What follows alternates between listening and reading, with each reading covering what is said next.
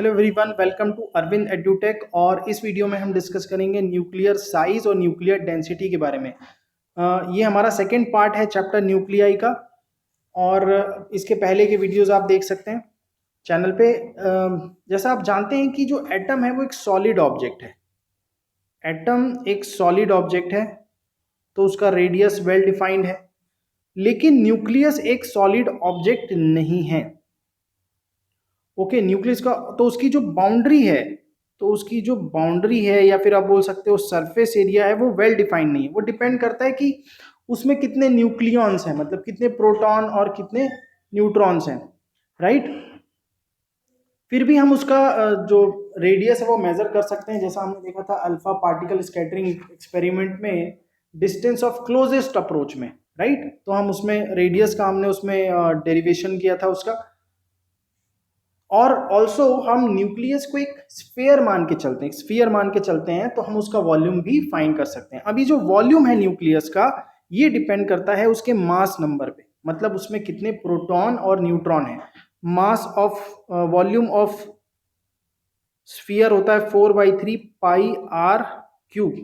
ये प्रोपोर्शनल है mass number A के, क्योंकि 4/3 और पाई कांस्टेंट है, तो हम बोल सकते हैं कि जो आर क्यूब है वो प्रोपोर्शनल है ए के। या फिर आप इसको ऐसे लिख सकते हो कि जो रेडियस है न्यूक्लियस का वो प्रोपोर्शनल है cube root of mass number.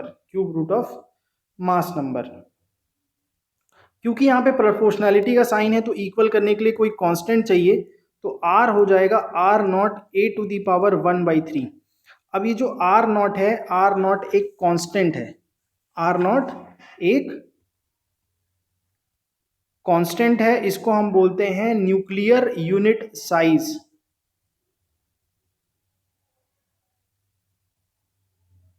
Nuclear unit radius.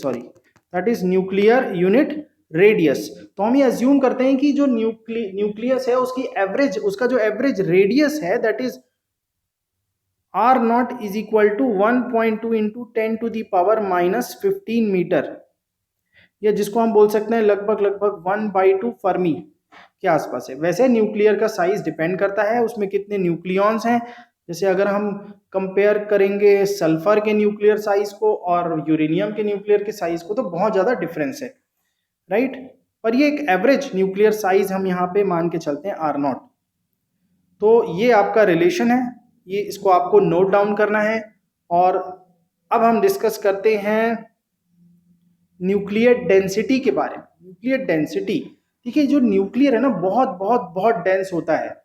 मतलब कितना डेंस होता है कि जैसे वाटर की डेंसिटी से अगर हम कंपेयर करें तो वाटर की डेंसिटी होती है 10⁻³ kg पर क्यूबिक मीटर, लेकिन न्यूक्लियस की डेंसिटी होती है 10⁻17 kg।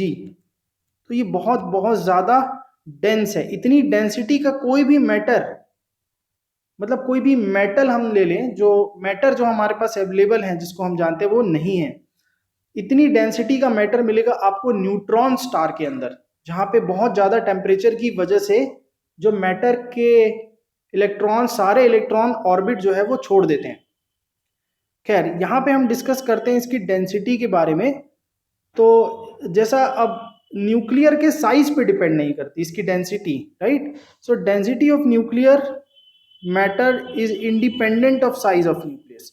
ये तो बहुत ऑब्वियस सी बात है कि डेंसिटी उसके साइज पे डिपेंड नहीं करेगा। जैसे अगर वाटर ग्लास में है तो भी उसकी डेंसिटी वही होगी, वाटर अगर बकेट में है तो भी डेंसिटी तो सेम होगी ना, वॉल्यूम अलग हो सकता है। और अगर वो टैंक में रखा हुआ तो भी उसकी डेंसिटी सेम होगी। The density of nuclear matter is independent of the size of the nucleus, that's quite true. अब मास कैसे पता चलेगा? मास ऑफ न्यूक्लियस हो जाएगा m इंटू ए। ओके, ये हम m मतलब इसको हम ले लिया, हमने average mass of nucleon.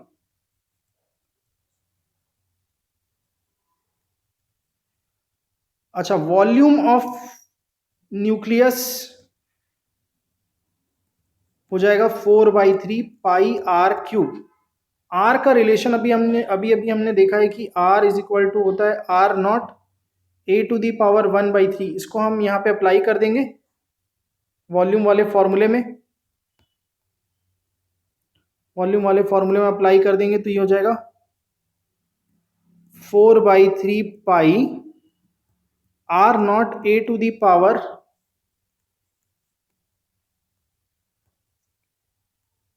a⁻1/3 का क्यूब, तो हो जाएगा 4/3 पाई r0 क्यूब a।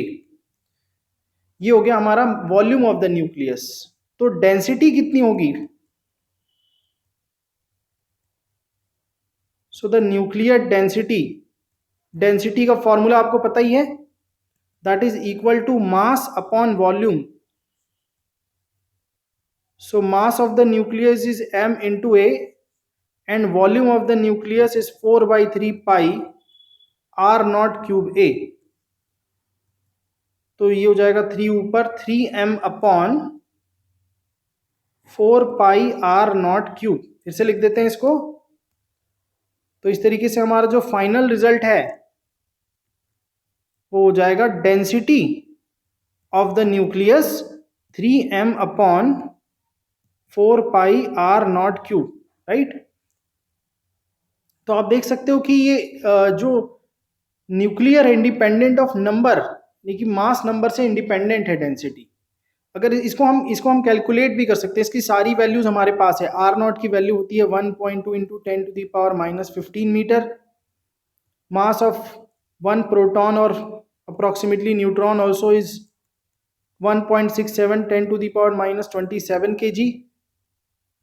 पाई की वैल्यू आपको पता ही है, तो डेंसिटी में हम यहाँ पे वैल्यूज पुट कर देंगे 3 into 1.67 into 10⁻⁻27 upon 4 into 3.14 into 1.2 into 10⁻⁻15 का स्क्वायर। सो अप्रोक्सीमेटली इसको कैलकुलेट करने पे आएगा 2.30 इंटू 10⁻17 kg पर cubic metre. Very dense, very dense. तो ये बहुत ज़्यादा डेंस मटेरियल है, बहुत ज़्यादा डेंस है न्यूक्लियर। अगर हम ये सोचे कि सिर्फ न्यूक्लियस से कोई हैमर बना दें तो यकीन मानिए उसको थॉर भी नहीं उठा पाएगा। It's very very dense. तो ये थी न्यूक्लियर साइज और न्यूक्लियर डेंसिटी के बारे में। बने रहिए एडुटेक में। सी यू।